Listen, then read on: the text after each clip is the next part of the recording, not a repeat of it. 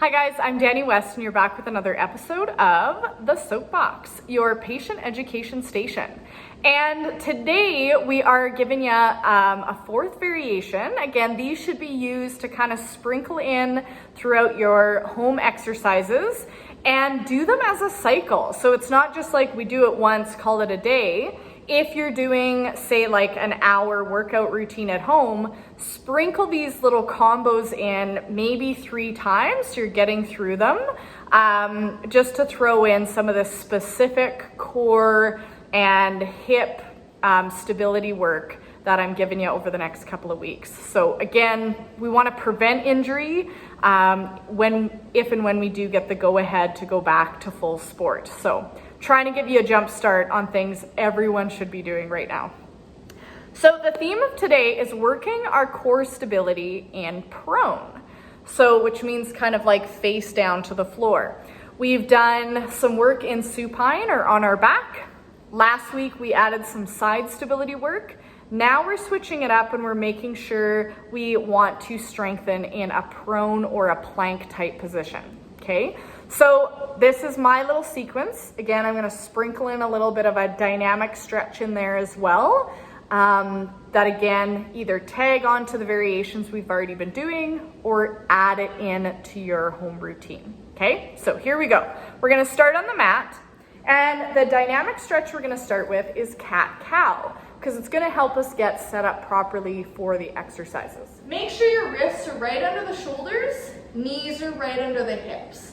So I'm not sure which one's supposed to be cat and which one's supposed to be cow, but this is a classic physio exercise. But it's great to start mobilizing the fascia, getting some back, neck, even upper back flexibility in just a really nice, easy way. So I'm gonna inhale, tuck the chin, tuck the tail, round my spine up. Exhale, arch and look forward. Inhale to curl. Exhale forward. Inhale to curl. Exhale forward. Noticing that my eyes, where they're looking, is the spine is going to react to that. So I can't really round if I keep kind of breaking up the neck. So I want to actually look at my belly button and then look up. The positioning of the head and neck will affect how the spine is responding, okay? So it's really important to have head position. And then noticing how easy it is for you to go both directions. You might have one way. Some people can't arch at all. They just stay very flat and through the low back. So this might be a good one for you to work on. Again, do about 15 to 20, working with the breath. And then we have to find that neutral spine in this position. So it's not totally arched, it's not totally tucked, it's kind of the middle of those two. But we don't just want to have this totally flat, okay? So I should almost have that little curve we had when we were laying on the roller, and then I kind of just float my ribs up a bit. And it's kind of nice, you can use the counter behind me as a cue. You'll notice with fatigue, people will start to let their chest collapse and we lose this stability in through the upper back. So it's that little belly punch or rib float up, still keeping a little subtle curve of the low back. Now I have to hold that as we do another classic physio exercise called bird dog. Again, I hate the name of these. But we're gonna start with just one limb at a time. So I'm gonna hold my neutral spine. I'm gonna reach the arm forward. Hold for a few breaths and down. And what you'll start to see when I watch people is, again, they'll lose that neutral spine or they'll start to twist. Again, I'm making it super obvious, but you want to see, can I stay pretty level as I lift a limb, maintaining that connection. Then we're going to try the leg. So I'm going to extend the leg out, little lift, It's more about what's going on here. Hold for a couple breaths, back in, kind of reset the spine in between.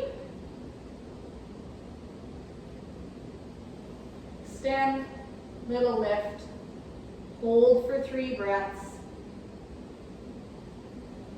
and in.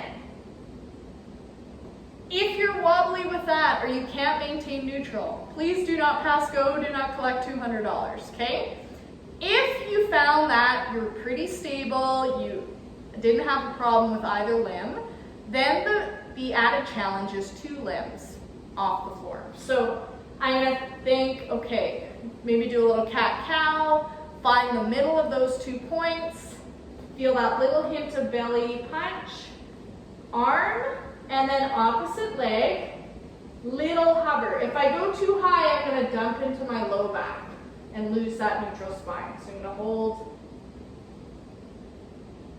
and back in. Again, resetting the spine each time. Arm and leg. Hold for 3 breaths and back in. And again, there's not really reps for that. I'm just gonna try to do that over and over till I feel pretty solid and equal both sides, okay? But usually 5 to 8 and then kind of move on each side. Once that is really well, then I can start to target, we're gonna target kind of glutes and hamstrings in that position. But if you can't find neutral spine in a crawl position, I don't like to give this one right away, okay? So you have to be able to show that you can stabilize properly without sinking or losing that neutral spine before you do this kind of glute work, okay? Because it's pointless if you're not moving on a stable base. You're just training bad patterning. So again, you can do a bit of cat-cow, kind of flush that out. You're gonna find neutral, extend the leg back. Now, here's where we don't wanna go super high. I'm just basically going in line with the hip and back down because I feel like if I try to go any higher, what's gonna happen to my low back is I've lost it and I just feel pressure and pain in through my low back.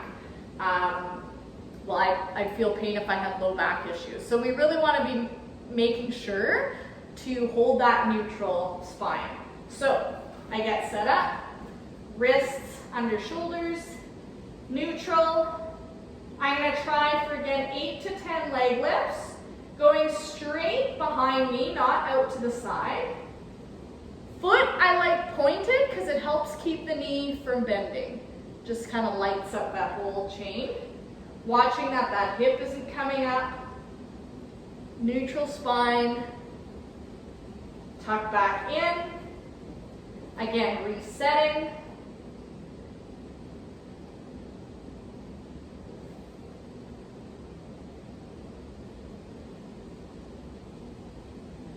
Eight to 10.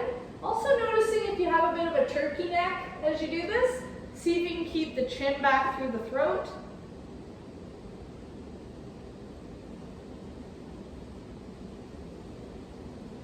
And in, and I might just flush it out with another bit of cat-cow for my dynamic stretch, okay? So that's starting to work in a prone position, and we're gonna start building on and adding plank into that eventually, okay? But start with that, and again, we'll be back with another variation next week. Thanks, guys.